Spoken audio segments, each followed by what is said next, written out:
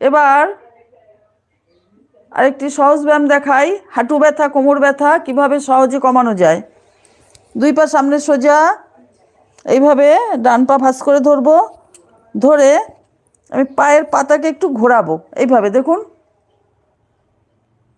পায়ের ব্যথা যন্ত্রণা কমবে, নিঃশ্বাস স্বাভাবিক, পায়ের নার্ভের সমস্যা কমবে, পায়ের কাঁপা কমবে। যারা অনেকক্ষণ দাঁড়াতে পারেন না, বসতে পারেন না, এইভাবে করুন সোজা। এবার উল্টো দিক দিয়ে 5 বার, আমি 5 বার দেখাচ্ছি, আপনারা 10 বার করে করবেন। আমার একটু সময় অল্প আছে, তাই আমি 5 বার করে দেখাচ্ছি। এবার হাঁটুকে মেঝের সঙ্গে এইভাবে চেপে ধরবো, হাঁটু ফোলা, ব্যথা, যন্ত্রণা দেখুন একটু করে এইভাবে 1 20 বার, 2 3 4 5 6